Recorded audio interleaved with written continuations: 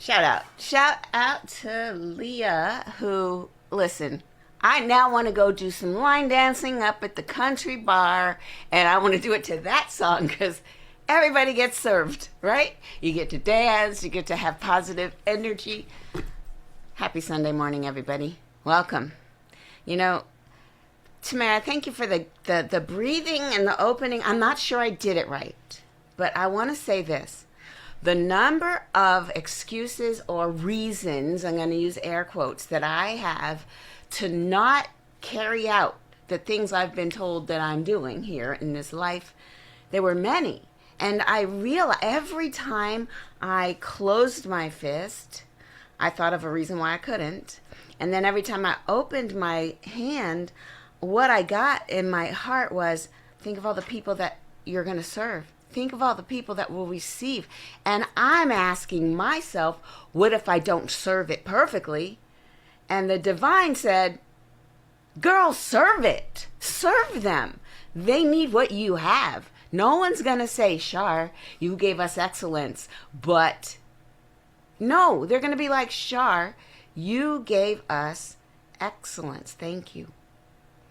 And only those so-called haters would look at what you might have done and then point it out. That's just rude.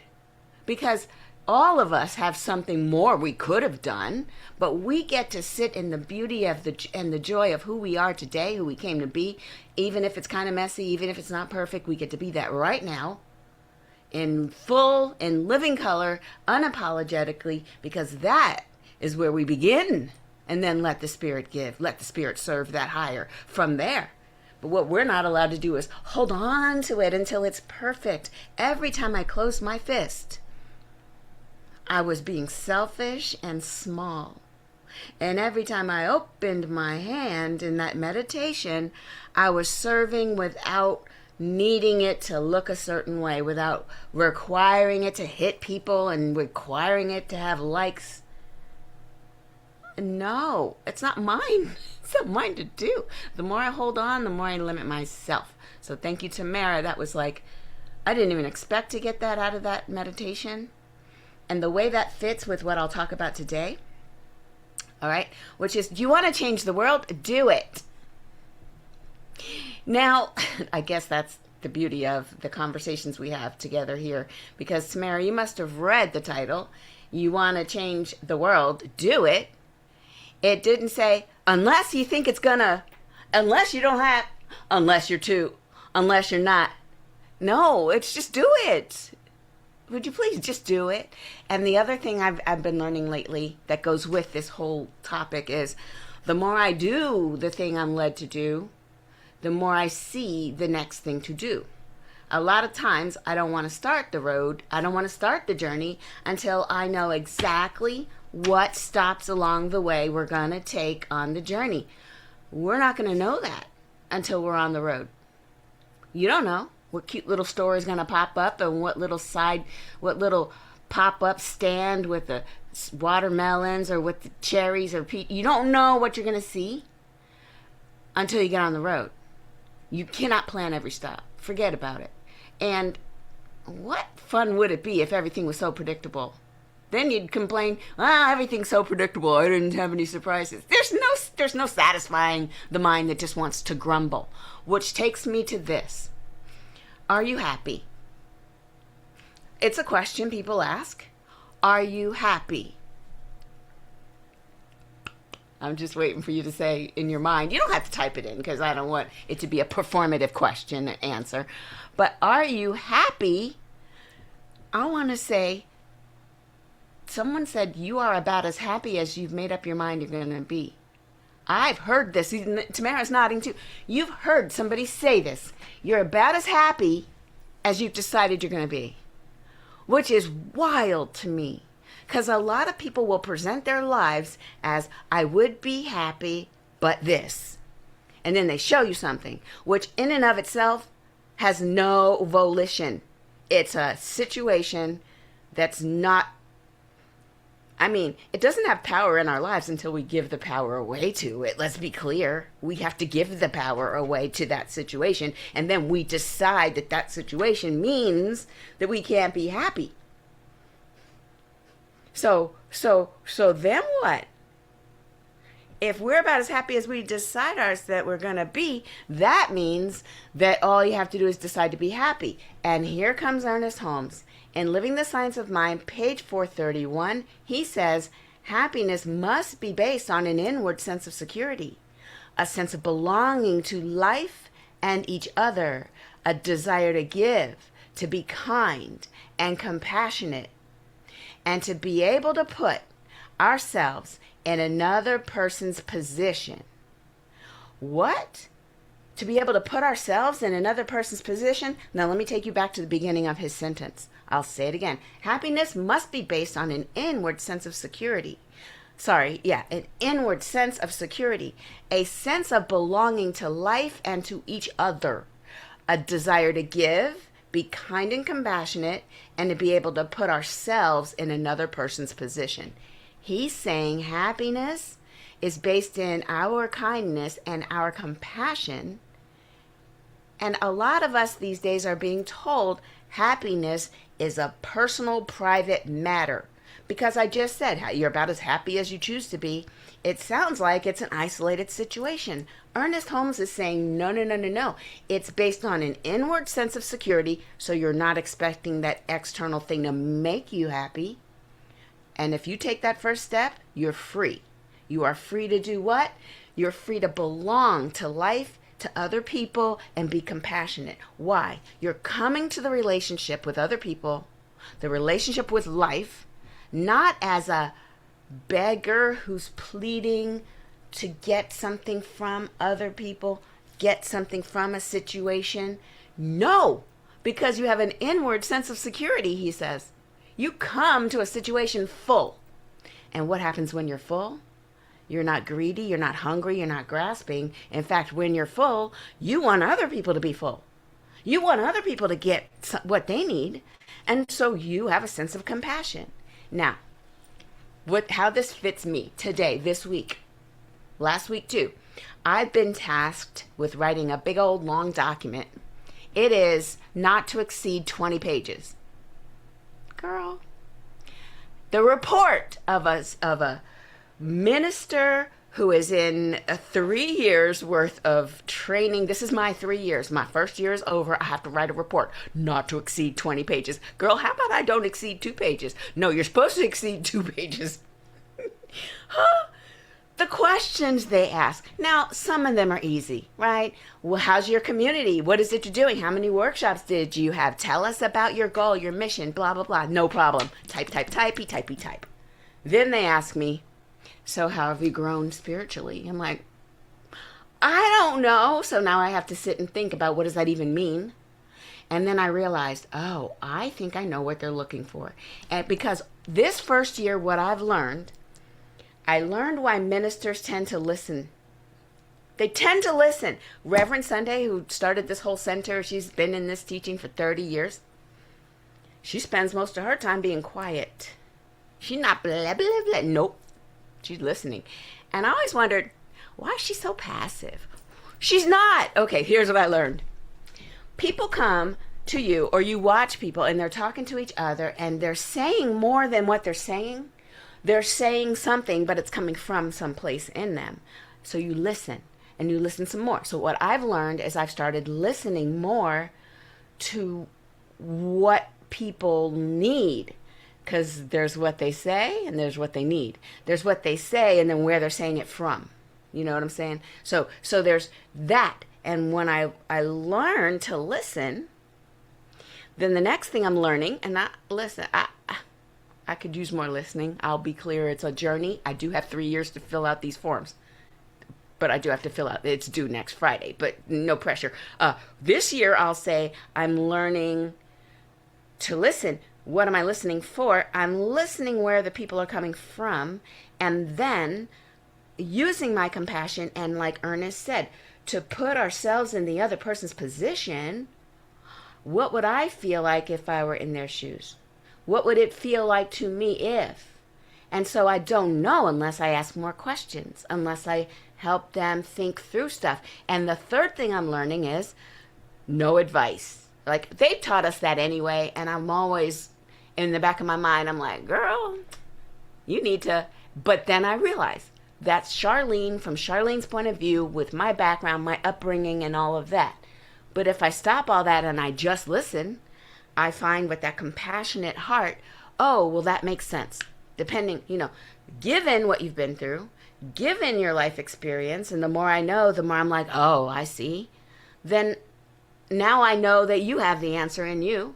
You just probably need help calming down to see it. Calming down to see it.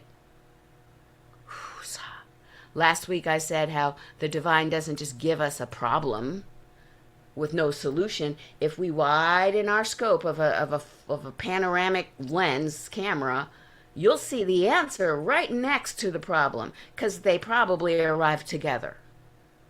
Whereas the issue is that sometimes all we're looking at is the friction that arises instead of the solution. And sometimes the solution is, ooh, it's time for me to let go. This isn't mine to do. Sometimes the solution is listening more. Sometimes the solution is the balm to remember we said that the honey in the nearby tree, if you eat it, it will help you become resistant with allergens to the pollen of that very same species. So that kind of, sometimes it's a holistic, organic approach to the problem that you think is the actual problem. And like I said last week, sometimes the universe is taking something away from you so you will have the space to do that which you were called to do.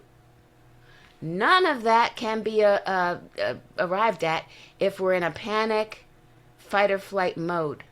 None of that can be seen. We can't widen our view. We can't ask ourselves questions. We can't be compassionate and listen if all we're being is triggered. That is why the first step, happiness, must be based on an inward sense of security.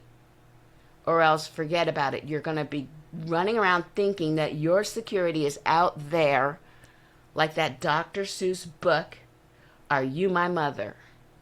The poor little thing running around asking everything, are you my mother? Ask the tractor trailer, are you my... No, just a tractor. The tractor trailer's the truck, but the tractor, like the John Deere... Are you my mother? That's us if we're not careful. So what do we do then? What do we do? I know, Shar, you've told us all, yes, here's how you know there's a problem. If you arrive at a situation looking for yourself, if you don't bring yourself, it's probably not out there.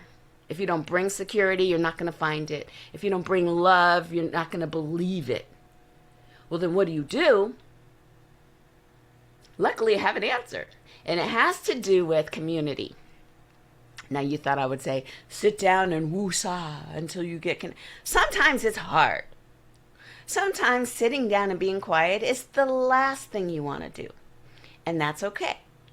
That's okay. Sometimes that's me. Sometimes it's called walk. Take a nice walk. Listen to some soothing something. Sometimes you have to have something in your ears, then choose something uplifting. And yes, could be sitting still, but if you have a problem sitting still, a little tai chi, a little yoga, some stretching, a walk, not a problem. But get into society, get into community, and here's a couple of ways in which the title, Do You Want to Change the World? Do It, starting with within for happiness, here's how it might play out. Now, what I'm thinking about is how would you show up in community and be excellently you, but also make something else that's bigger. I have 3 examples. The community garden. I don't know if you've ever heard of a community garden, but imagine, a big old plot of, maybe it's nourished already, maybe it's fertile land and it just needs someone to tend to it, but it's owned by a community. So no one person is in charge of the whole thing. And if you actually have a day job, being in charge of a whole huge field is kind of daunting because that's not your main job. What happens is a group of people get together and they contribute, each one, a small portion of seeds and tilling and watering of their area. And each member of the community has a cordoned off section and they do their thing. Within that section, they can have as much or as little choice of, they could do what they want. Full uniqueness within the bigger picture. And then what you get as time goes by, what you get are beautiful environments, some tomatoes, you've got watermelons and cucumbers, whatever naturally is nourished by that soil in that area, chosen by the person who chose a plot to handle for themselves. Each one does their own area, and everybody creates something that's amazing together. No one person doing everything, all of us doing all of the things, because we are in community. That's one example. Another one, imagine that you play the violin. Some of our members here play the violin, very well trained from when she was a little girl. I won't mention any names, but you know who you are. Now imagine the level of practice and discipline and perfect pitch, tone, and timbre coming out of that thing, and just, oh, it's amazing. By yourself, you're fantastic. And you couldn't do all of the voices in the orchestra, but each person, finely honed with their own talent, arrives at their seat in the orchestra, each playing their own instrument to the degree that they've been perfected, and then the whole orchestra, the whole symphony, just, man, the sum of the parts doesn't even touch the resulting, I want to say cacophony, but that sounds like it's terrible. Just, it's beautiful. The resulting sound moves people to tears. There is something that happens with each and every individual doing their thing to the best of their ability, then joining together and working together and making a sound that together is far bigger, far greater than the sum of the parts of the sounds. That's what we're talking about. Individually contributing to something else that's amazing. And then the last part I'm going to save. There's one more I'm going to save, but I need to tell you about how people who are on a spiritual journey often feel like fish out of water. They feel like a cat and everybody else is a cat, and it's hard to herd a bunch of cats, right? And so you get this feeling that your spiritual journey is so particular to you that you almost feel alone. And I just want to say that that's a fallacy. That just because you have a particular connection to the divine like no one else, that doesn't mean that you can't work with other spiritually bound folks, spiritually aware folks, to make it more amplified. And I say this because Tamara and I were talking before we started the service, and we were talking about how easy it is to see the world as us versus them, where the us is one side of the yin yang symbol, and the them over there, you know, the ones that don't get it, the ones that aren't us, the ones that, those people. And then it's easy to just cast all of the negative parts of what we don't want to embrace about ourselves. We'll cast it to the other side and call it them. The us versus them is not real. Like, there is no separation. There are aspects of each of us that are in that thing that we despise. Aspects of me are in the thing that I think is horrible. Like, I'll look at Hannibal Lecter and go, well, that's terrible.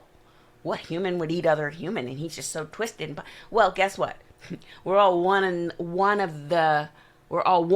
from the same source. So clearly, an aspect of that being exists in me. And sure, you'd have to push me to all kinds of levels of uncomfortability to get me to even consider nom nom nom on your left calf. But I could probably get there. I'm human. So all of the ranges of humanity, from ew to yay, every bit of it is us. So how dare we sit over here in our light little side of the yin yang symbol and go, ew, darkness, when we are that too. Because there's a little dot inside the white that is black, and there's a little white dot in the black side.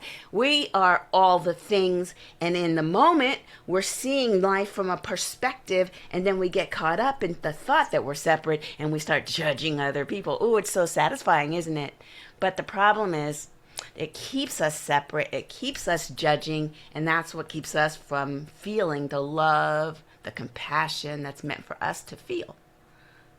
Go back to the compassion that we want to have for our fellow humans.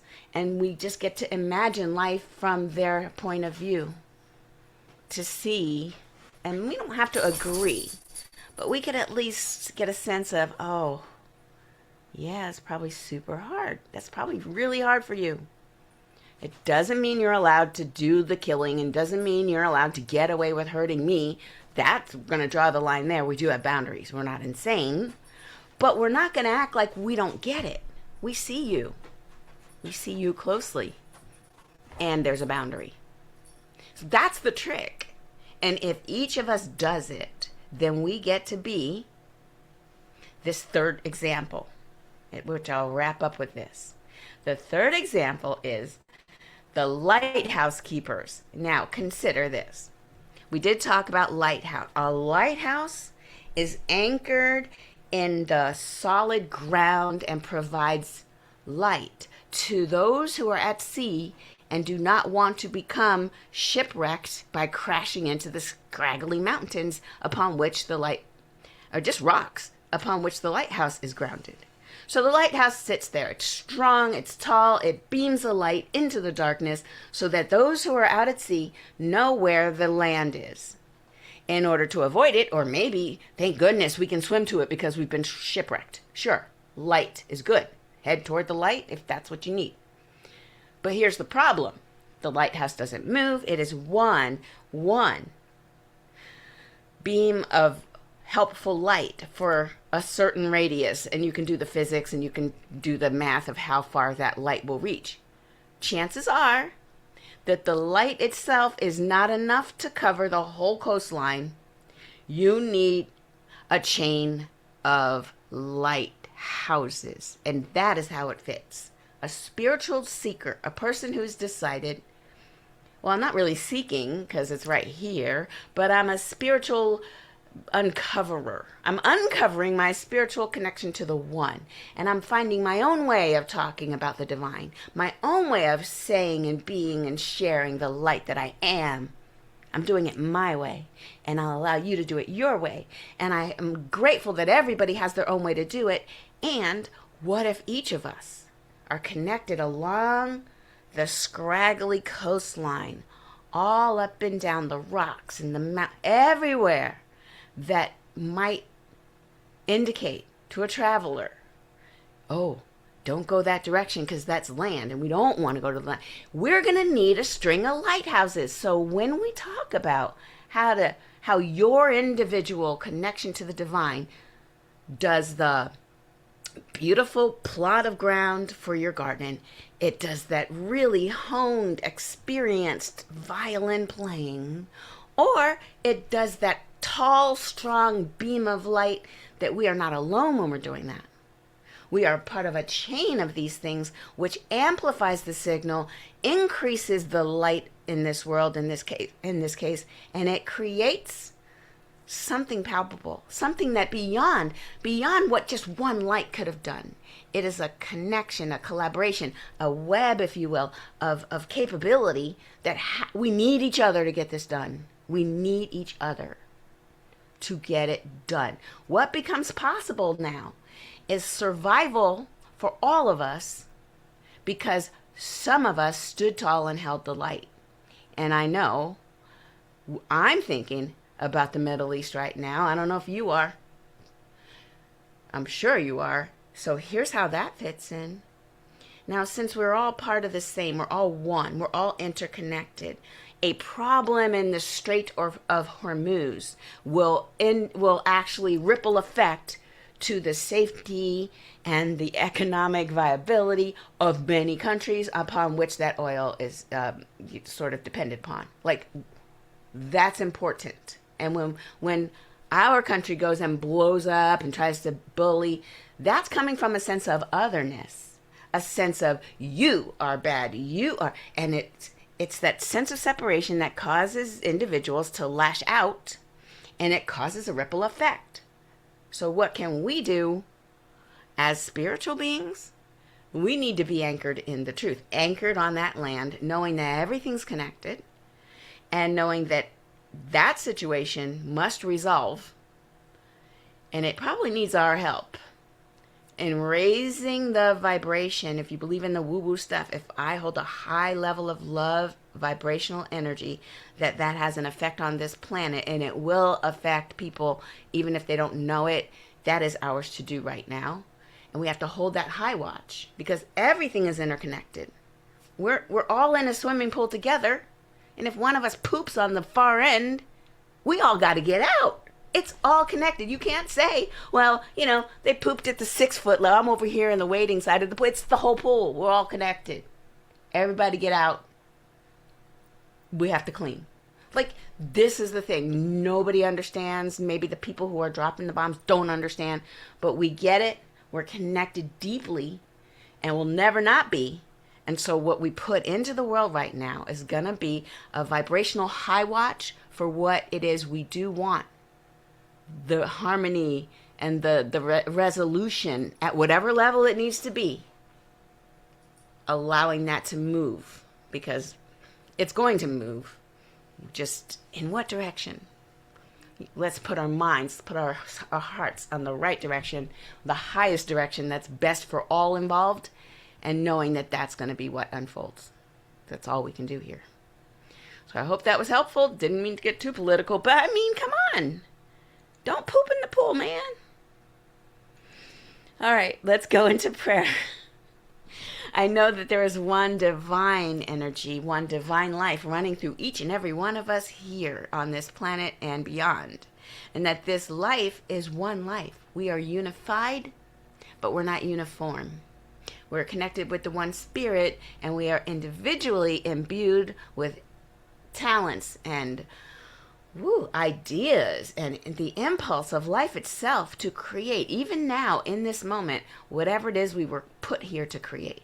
So I speak my word that anything that shows up that is negating our ability to show up in life and to give what we can and to be supportive and loving and compassionate and full of life, whatever is in disagreement with that, well, it's not real. It dissipates. It just gets dissolved and goes back to the nothingness, because the highest truth prevails, that love, light, joy, peace, forgiveness, abundance, friendship, wholeness, that these are the highest truths. These are the highest vibrational energies that immediately negate anything below it. These are the divine ideas of life. This is why we're here. This is what we all aspire to. So we are the ones, we are the lighthouses. We connect with each other and beyond to show the way to anyone, any spirit, any soul, any ideas that are just lost, tossed about the storms of life. We hold the high watch, and we know that all is well. All is unfolding perfectly, and life is absolutely good all the time. Just waiting for us to proclaim it and to name it. And so I do name that, and I'm so grateful to be able to witness lives unfolding and becoming even more amazing, even as Renee continues to celebrate her overall growth, and every one of us here who are growing in ways that might be invisible right now, but this growth is always unfolding. I'm so grateful to be part of the high watch, watching it all unfold. I release my word into the law, knowing that the universe says yes. I let it go, I let it be, and so it is.